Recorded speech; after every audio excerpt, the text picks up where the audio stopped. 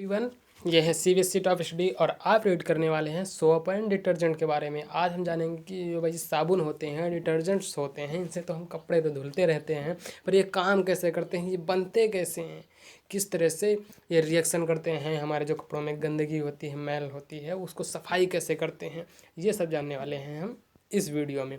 तो ये 10th class science subject chapter number 4 carbon and compound है। तो डिटर्जेंट और सोप जो होते हैं ये भी कार्बन के ही कंपाउंड होते हैं। तो चलिए शुरू करते हैं बिना किसी देरी के। और साथ में हमारे चैनल को अब तक सब्सक्राइब नहीं किया है तो सब्सक्राइब करिए, लाइक बटन दबाइए और जो बेल आइकन है उसको ऑल पर सेट कर दीजिए। तो यहाँ पर हमें क्या करना है कि एक 10 ml जो होता है वाटर 2 टेस्ट ट्यूब में लेना है। दोनों में एक को लेवल ए कर देना है और एक को लेवल बी बना देना है। 2 टेस्ट ट्यूब हो जाएंगी और दोनों में हमें क्या करना है, कुछ ड्रॉप्स ले लेनी है सोप सोल्यूशन के, साबुन का सोल्यूशन घोल तैयार कर लेना है और उसमें कुछ ड्रॉप्स दोनों में डाल देना है। अब उनको हमें अच्छे से मिक्स करना है, विग्रसली उन्हें ट्यूब में सेक करना है, हिलाना है और फिर उन्हें रख देना है। फिर देखेंगे कि उसमें जो वाटर ऑयल, कुकिंग ऑयल के ड्रॉप्स भी डाली थी हमने, वो क्या होती हैं, अलग हो जाती हैं। हमारे जैसे ही सेक करने के बाद में वो तुरंत अलग हो जाती हैं। फिर हमें उसे कुछ अनडिस्टर्ब किए कुछ समय के लिए छोड़ देना है, फिर देखना है कि उसमें क्या होता है। तो ये सारी बातें वहाँ पर कुछ इस तरह की स्ट्रक्चर वैसे दिखाई नहीं देगा। इस तरह का स्ट्रक्चर ये मॉलिक्यूलर स्ट्रक्चर है, इस तरह से बनके तैयार होगा। जो ये पीछे आपको इस तरह से पूंछ दिख रही है काली काली सी, ये कार्बन कंपाउंड्स की है। यही है मेन कार्बन और जो सबसे बाहरी सिरे पे सोडियम आयन दिखाया गया है। ये बहुत लंबी सी कार्बन की ऐसे चैन है, जितने भी इसमें मोड़ दिखाए गए हैं ये कार्बन के ही हैं। तो इस तरह से एक बड़ी लंबी चैन होती है, जो इधर साइड निगेटिव होती है और इधर सोडियम लगा होता है और ये पॉजिटिव होता है। यही जो फोर्स होता है आयनिक कंपाउंड्स का, ये मिनरल्स का, सोडियम का, यही मैल को खींचने में सहायता करता है। क्योंकि जो हमारा कपड़ों में गंदगी होती है वो ऑयल के फॉर्म में, ऑयल में मिक्स होकर हमारे कपड़ों से चिपक जाती है। तो इस तरह से साफ़ सफाई होती है। पूरी डिटेल हम आगे देख लेते हैं।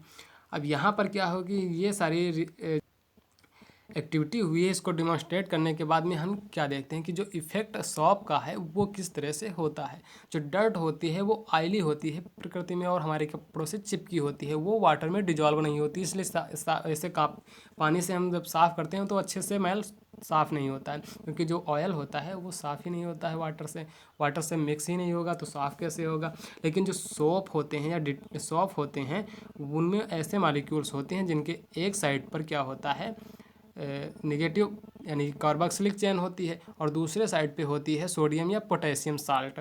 और यही क्या होता है, आयनिक एंड जो होता है वो इंटरेक्ट करता है वाटर के साथ में और वाटर के साथ में वो सारा जो मैल होता है वो चिपक के चला आता है, वो कार्बोक्सिलिक चेन के साथ में चिपका रहता है। तो इस तरह से क्या होता है कि वहाँ से मैल निकलना शुरू हो जाता है कपड़ों से। अब जो सोप मॉलिक्यूल होते हैं ये बनके तैयार होते हैं मिसल्स, ये बनके तैयार करते हैं मिसल्स। जो अभी आपने चित्र में देखा था वो मिसल्स ही बनके बहुत सारी तैयार हुई हैं, जिनका एक एंड पे ऑयल होता है और दूसरे एंड पर आयनिक एंड होता है जो आउटसाइड की तरफ होता है और वाटर से रिएक्ट करके वही वाटर में वो सारा मैल खींच लाता है। इसी को इमल्सन कहते हैं, इमल्सन इन वाटर। अब जो सोप मिसल्स होती हैं ये हेल्प करती हैं वो डर्ट को वापस बाहर खींचने में। अब यहाँ पर ये सारी बातें वहीं बार बार रिपीट हो गई हैं। तो चलिए हम अगला देखते हैं क्या बात है। अगली वहाँ पर हमने पढ़ लिया कि भाई किस तरह से मैल जो होता है हमारे कपड़ों में वो किस तरह से साफ़ होता है। यहाँ पर आती है कार्बोक्सिलिक चेन, यहाँ पर अटैच हो जाती है और इधर सोडियम होता है और बाहर होता है वाटर, और ये वाटर इससे रिएक्ट होता है और साथ में ये भी इधर खिंचा चला आता है। तो इस तरह से यहाँ पर मैल साफ़ हो जाता है हमारे कपड़ों में। अब दूसरा बात कर रहे हैं यहाँ पर कि भाई यहाँ फिर से एक्टिविटीज़ है कि 10 ml डिस्टिल वाटर लेना है।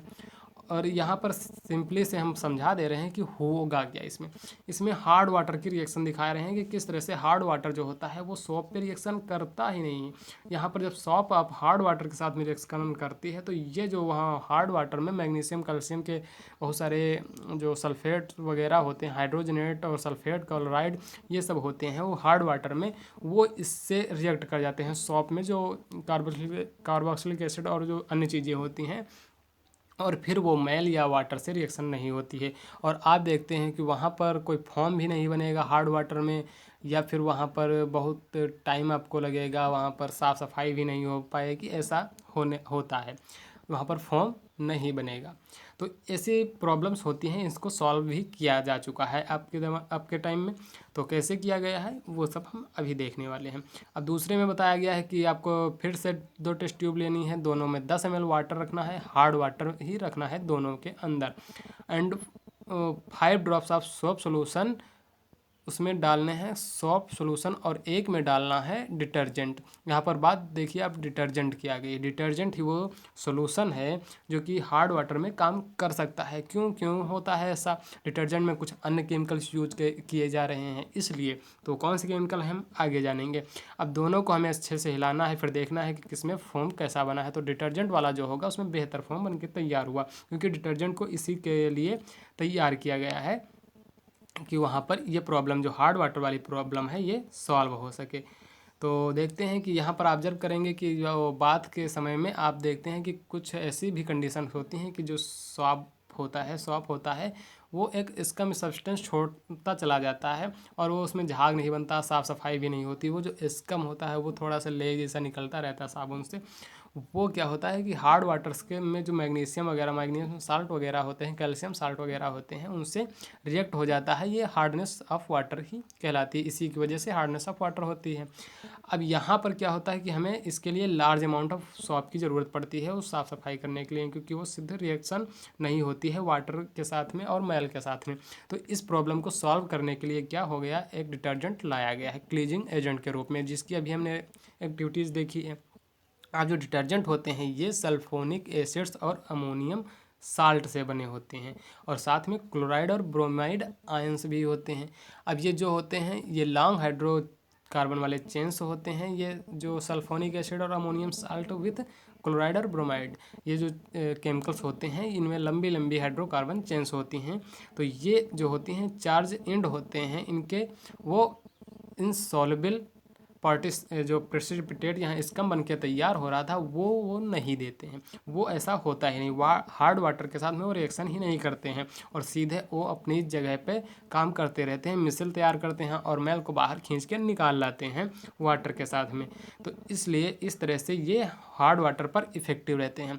अब जो डिटर्जेंट होते हैं वो उनका उपयोग किया जाता है शैम्पू बनाने में। डिटर्जेंट का उपयोग शैम्पू में होता है, and products for cleaning clothes, और भी बहुत सारे प्रोडक्ट्स होते हैं जो कपड़ों को साफ़ सफाई के लिए उपयोग करते हैं, या फिर फर्श की साफ़ सफाई के लिए टॉयलेट्स वगैरह, उनमें भी डिटर्जेंट का उपयोग किया जाता है। तो यहाँ पर आपने देखा किस तरह से सॉप बनाते हैं और किस तरह से सॉप रिएक्शन करते हैं। हार्ड वाटर क्या होता है और हार्ड वाटर में किस तरह से सॉप रिएक्ट करती हैं। तो ये सारी बातें हमने यहाँ पर देख ली। अब हम देखेंगे कुछ एक्स्ट्रा टॉपिक्स, कुछ अन्य चीज़ें। तो मिलते हैं हम नए वीडियो में, तब तक के लिए जय हिंद।